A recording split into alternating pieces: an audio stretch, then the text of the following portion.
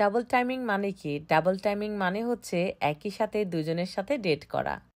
এমনই একটি ঘটনা ঘটেছে বাংলাদেশে। ক্লাস 10 এর পরে একটি মেয়ে সে ডাবল টাইমিং করেছে এবং করার সময় সে প্রথম যে বয়ফ্রেন্ড সে গিয়ে তাকে হাতে নাতে ধরে এবং আশেপাশের মানুষগুলো যারা দেখছিল এই ঘটনাটি তারা ভিডিও ক্যাপচার করে সেই ভিডিওটি ফেসবুকে পোস্ট করে দেয় এবং ভিডিওটি মুহূর্তের মধ্যে ভাইরাল হয়ে যায়, যেহেতু মেয়েটি অলরেডি ভাইরাল পারসন এবং সে একজন কন্টেন্ট ক্রিয়েটার। এই কারণে ভিডিওটি দেখে আই এম দা অবাক। এখন আর সে আদিম যুগের মতো সেই যুগ নেই যে খুব সহজেই ডাবল টাইমিং করা যায়।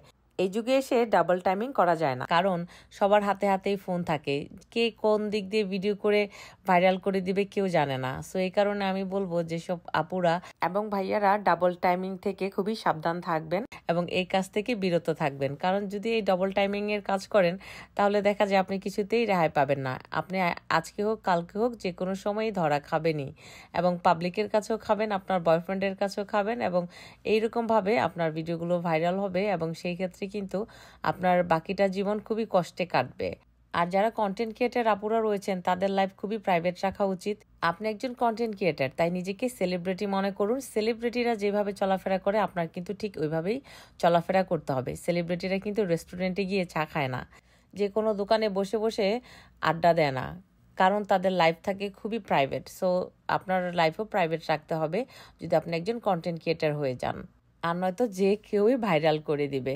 আর সবচাইতে বড় কথা হচ্ছে যে কোনো রিলেশনে অবশ্যই অনেস্ট থাকা উচিত, কখনোই ডবল টাইমিং করা উচিত না।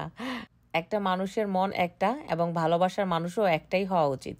ভালোবাসার মানুষ কখনো দুইটা হওয়া উচিত না। একটা মন একজনকেই দেওয়া যায়, একটা মন কখনোই দুইজনকে দেওয়া যায় না। এই কারণে সবসময় সৎ থাকা উচিত ভালোবাসার মানুষটির কাছে।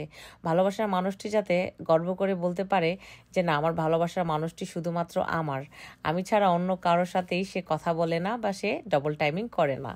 আর আমি মনে করি ক্লাস 10-এ এটা আসলে ভালোবাসার কোনো বয়স না। ক্লাস 10-এ শুধুমাত্র পড়াশোনা করা উচিত, ভালোবাসাটা বিয়ের পরে হাজব্যান্ডের সাথে করা উচিত, তাহলে আর কোনোই ঝামেলা হয় না। বিয়ের আগে যতই পবিত্র ভালোবাসা থাক, যাই থাকুক না কেন, এগুলো আসলে পরবর্তীতে অনেক বেশি ক্ষতিকর হয়ে দাঁড়ায়।